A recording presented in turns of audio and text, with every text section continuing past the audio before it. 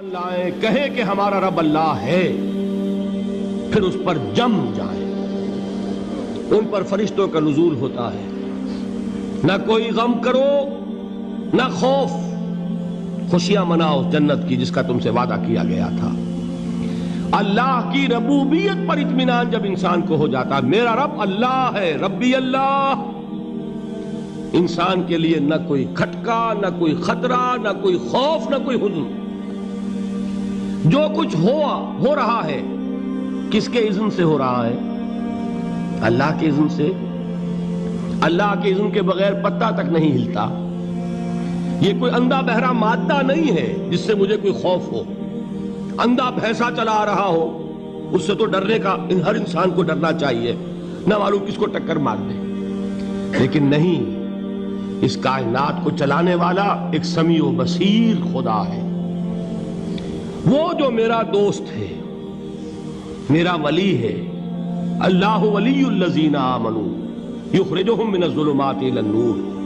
اللہ اہل ایمان کا ولی ہے، ساتھی ہے، پشت پناہ ہے، مددگار ہے، حمایتی ہے۔ بتائیے جسے یقین ہو جائے کہ اللہ میرا مددگار، اللہ میرا محافظ، اللہ میرا پشت پناہ، اللہ میرا حمایتی، اس کے لیے کوئی خوف ہوگا؟ اس سے کوئی ڈر ہوگا؟ میں مثال دیا کرتا ہوں ایک بہت سادہ پنجاب کے دیہات کی۔ تو بڑا چودھری ہے اور کوئی غریب کسان ہے۔ اس غریب کسان کے جانوروں کو ہر وقت اندیشہ ہوگا چوری کا، کوئی میری بھینس کھول کر نہ لے جائے، کوئی میرا بیل کھول کر نہ لے جائے۔ لیکن جس کے بارے میں یہ سب کو معلوم ہو کہ وہ جو بڑا چودھری ہے وہ اس کا دوست ہے، اس کی بچیا کو کوئی خوف ہوگا؟ اس کی بھینس پر کوئی ہاتھ ڈالے گا؟ اسے کوئی اندیشہ ہوگا؟ نہیں۔ کیوں؟ کہ وہ بڑا چودھری، بڑا اس کا یہاں کا سردار، جاگیردار، سب کو معلوم ہے وہ میرا دوست ہے، کوئی میرے خلاف اقدام نہیں کر سکتا۔ اس دنیا میں یہ چھوٹی سی بات اگر آپ کے دلی اطمینان اور سکون کا باعث بن سکتی ہے تو ذرا تصور کیجئے۔ میں لفظ تصور استعمال کروں گا صرف اس لیے کہ اس کا ہم جس کو کہتے ہیں ادراک اور شعور کر نہیں سکتے، اگر کے ساتھ کر سکتے۔ اگر یقین ہو کہ اللہ میرا مددگار اور یقین ہو کہ اللہ ہر آن میرے ساتھ ہے، پھر کوئی خوف، کس کا خوف؟ کوئی شے اللہ سے بالا تر ہے؟ کوئی قوت اس سے زیادہ طاقتور ہے؟ کوئی اس کے ارادے کو بدلنے والا ہے؟ کوئی اس کی مشیت کے آڑے آنے والا ہے؟ یہی بات ہے جو حضور نے فرمائی۔ یہ ایمان کا حاصل ہے لب لباب، کہ دیکھو اچھی طرح اس بات کو ذہن نشین کر لو، اگر تمام انسان مل کر تمہیں کوئی نقصان پہنچانا چاہے نہیں پہنچا سکتے مگر جو کچھ اللہ نے لکھ دیا ہو، اور تمام انسان مل کر تمہیں کوئی نفع پہنچانا چاہے نہیں پہنچا سکتے مگر وہ شے جو اللہ نے طے کر دی۔ آپ پھر میں کہوں گا ذرا طاری کیجئے، اسے فرض کیجئے، اسے سوچئے۔ اگر اس حدیث پر ہمارا دل ٹھکا ہوا ہو تو کسی سے ڈر ہوگا؟ یہ مجھے نقصان نہ پہنچا دے، یہ میری رپورٹ خراب نہ کر دے، یہ میری انکریمنٹ نہ رکوا دے، یہ میرا یہ نہ بگاڑ دے، یہ میرے یہ نقصان نہ پہنچا دے۔ اس کا ڈر، اس کا ڈر، اس کا خوف، اس کی خوشامد، اس کے لیے جا کر طرح طرح سے اپنی عزت نفس کو ذلیل کروانا اس کے سامنے، یہ سب کچھ کیوں کرتا ہے انسان؟ جب سمجھتا ہے کہ اس کے ہاتھ میں میرا کوئی نفع ہے، اس کے ہاتھ میں میرے لیے کوئی ضرر ہے، یہ مجھے کوئی غضب پہنچا سکتا ہے، یہ مجھے کوئی نقصان پہنچا سکتا ہے، یہ میرا کوئی کام بنا سکتا ہے، یہ میری کوئی ضرورت پوری کر سکتا ہے، اسی کا نام شرک ہے۔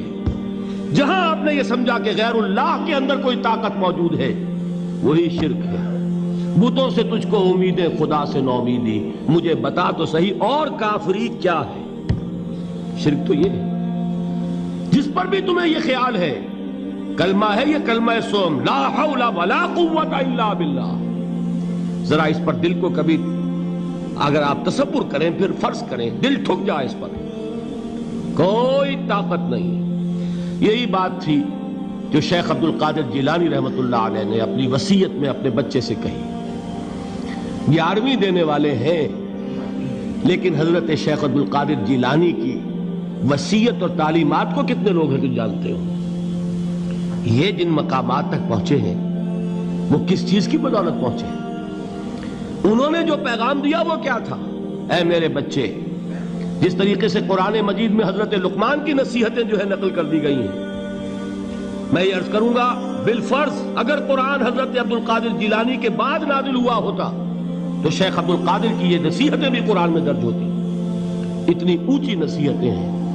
اے میرے بچے، اس حقیقت کو ذہن نشین کر لے، لا فاعل فی الحقیقت ولا مؤثر الا اللہ.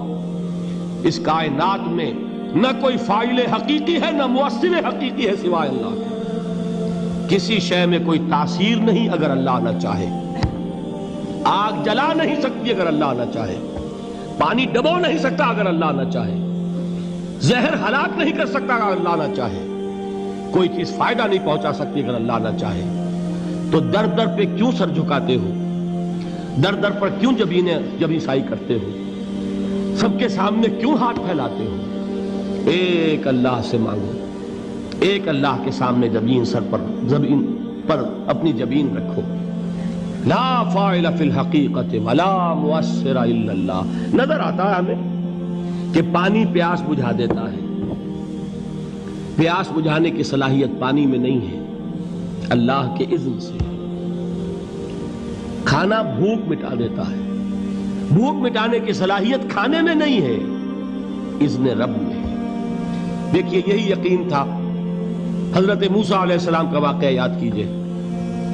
سامنے سمندر آ گیا ہے، قوم دیکھتی ہے پیچھے کہ گرد و غبار کا طوفان ہے. معلوم ہوا کہ فرعون اپنے لشکر سمیت آ گیا ہے. لشکر جب چلتا تھا تیز رفتاری کے ساتھ تو گرد و غبار کا جو طوفان اٹھتا تھا اس کا تصور کیجئے. اور لمحہ بلمحہ وہ قریب آ رہا ہے. پوری قوم نے کیا کہا؟ اے موسیٰ انا لمدرکون، اے موسیٰ ہم کو پکڑے گئے. قرآن مجید نے تو یہاں وہ باتیں نہیں لکھی ہے، لیکن تورات میں یہ درج ہے کہ بنی اسرائیل جھگڑنے لگے، دست و گریبان ہو گئے موسیٰ کے ساتھ. موسیٰ ہمیں یہاں مروایا لا کر، اس سے تو ہم ہی بہتر تھے. وہاں کھانے کو ملتا تھا، زندگی تو تھی، بیگار ہم کر رہے تھے، موت تو نہیں تھی. اب جو کچھ ہوگا اس کا تصور کرو، جس طریقے سے ہمارے ٹکڑے اڑائے جائیں گے. تو لڑ رہے ہیں حضرت موسیٰ علیہ السلام سے. یہ تورات کی تفصیل ہے. قرآن میں صرف اتنا آیا ہے، پریشان ہو کر انہوں نے کہا انا لمدرکون، موسیٰ ہم تو پکڑے گئے. اس وقت موسیٰ کا جواب کیا ہے؟ کلا ان معی ربی سیہدین. نہیں، میرے ساتھ میرا رب ہے، وہ راستہ دے گا. بتائیے کہاں راستہ نظر آ رہا ہے؟ یہ ہے ایمان بالغیب. راستہ نظر نہ آئے تب اللہ پر یقین ایمان ہے. جیب میں پیسے ہوں اور تب دل کو اطمینان ہے تو ایمان کس پر ہوا؟ پیسے پر، اللہ پر نہیں. جب وسائل و ذرائع نہ ہو اور پھر یقین ہو کہ اللہ مسبب الاسباب ہے، وہ اسباب کا پابند نہیں ہے، وہ اسباب کا محتاج نہیں ہے، اسباب اس کے محتاج ہے. اگر یہ یقین ہے تو اللہ پر ایمان ہے.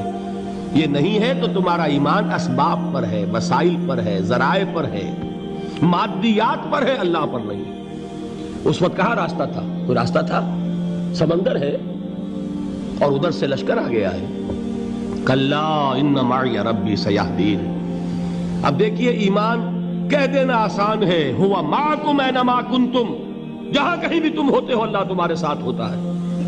لیکن اس کا یقین قائم ہو جائے تو زمین و آسمان کا فرق واقع ہو جائے.